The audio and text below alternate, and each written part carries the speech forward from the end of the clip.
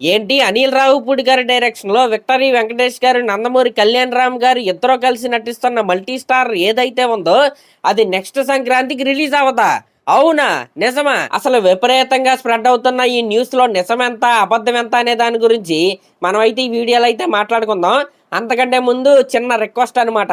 ఇక్కడ స్క్రీన్ పైన ఒక ఛానల్ నేమ్ అయితే కనపడుతుంది కదా, యునైటెడ్ టాలీవుడ్ తెలుగు. ఇతను మనకు తెలిసిన వాడే, మన ఫ్రెండ్ అనమాట. రీసెంట్గానే ఛానల్ అయితే టర్మినేట్ అయితే అయింది.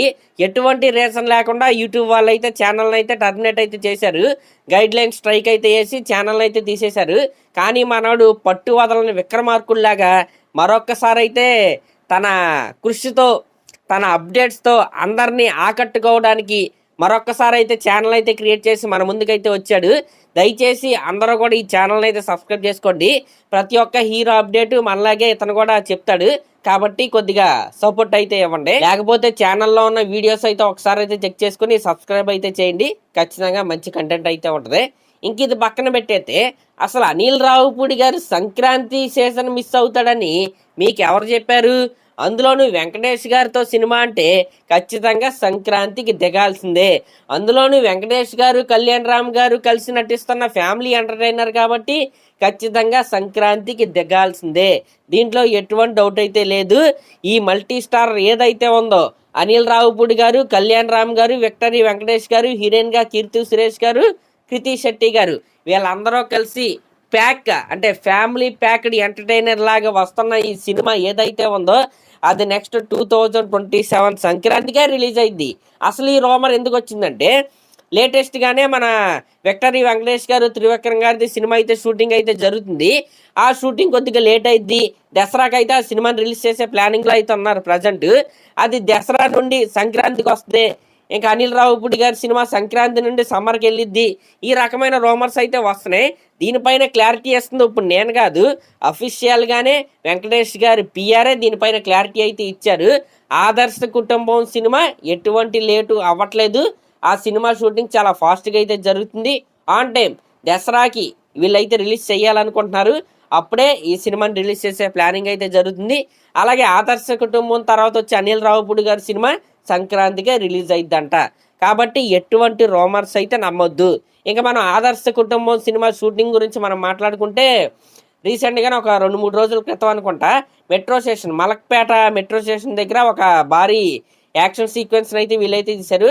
భారీ యాక్షన్ సీక్వెన్స్ కాదు, ఒక యాక్షన్ సీక్వెన్స్ని అయితే వీళ్ళైతే తీశారు. ఇంకా ఈ సినిమా క్లైమాక్స్ ఏదైతే ఉందో అది ఈ సినిమాలోనే హైలైట్ యాక్షన్ సీక్వెన్స్ లాగా అయితే ఉండబోతుందంట.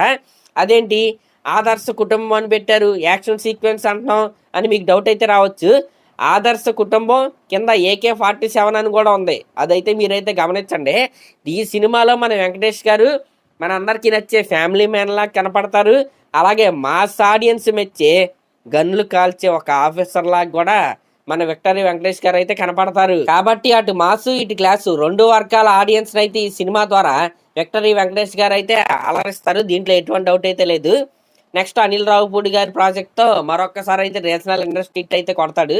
దాంట్లో అసలు డౌటే లేదు. నిజంగా వెంకటేష్ గారి లైనప్ కనుక మనం చూసుకుంటే అసలు ఆయన డ్రీమ్ అంటే ఒక డ్రీమ్ రన్లో అయితే ఉన్నారు. సంక్రాంతికి వస్తున్న సినిమా రీజనల్ బ్లాక్ బస్టర్ అయితే అయింది, ఇండస్ట్రీ హిట్ అయితే అయింది. దాని తర్వాత మొన్న సంక్రాంతికి మనశంకర్ వరప్రసాద్ సినిమాలో చిరంజీవి గారితో కలిసి స్టెప్పులు వేశారు, కామెడీ పండించారు. ఆ సినిమా కూడా పెద్ద హిట్ అయితే అయింది. మళ్ళీ ఇప్పుడు దసరాకు ఒక సినిమాతో అయితే వస్తున్నారు, నెక్స్ట్ సంక్రాంతికి ఇంకో సినిమాతో అయితే వస్తున్నారు.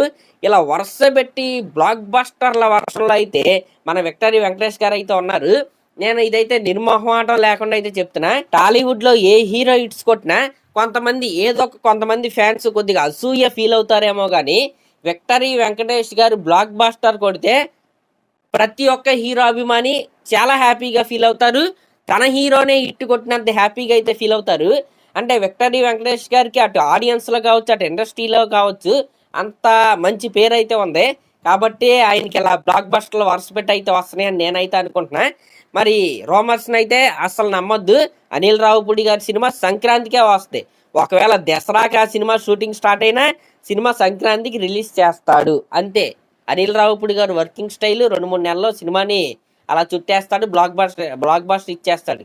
త్రివిక్రమ్ గారిది కొద్దిగా స్లోగా నడిచిద్దేమో కానీ ఒక్కసారి ఆ సినిమా స్టార్ట్ అయిన తర్వాత ఇంకా స్టాపులు ఉండవు. ఇంకా ఎక్సలేటర్ తొక్కడమే. అలా సినిమా షూటింగ్ అయిపోద్ది, సినిమా వచ్చేద్ది, సినిమా పోద్ది. అనిల్ రావుపూడి దొరికేస్తాడు అనుకుంటే వెళ్తారు లోపలికి. బయటకు వచ్చి అనిల్ రావుపూడి ఎరక్కొట్టేశాడు, వెంకటేష్ గారు ఎరక్కొట్టేశారు. ఈ రకంగా అయితే మనం అయితే మాట్లాడుకుంటూ అయితే వస్తాం. ఇంకా ఆదర్శ కుటుంబం సినిమా పైన ఇంకొక రూమర్ కూడా ఉంది. అదేంటంటే ప్రజెంట్ ఈ సినిమాకి మ్యూజిక్ డైరెక్టర్ ఎవరంటే హర్షవర్ధన్ గారు. అంటే మన యానిమల్ సినిమాకి మ్యూజిక్ డైరెక్టర్ అందించిన ఆ వ్యక్తి.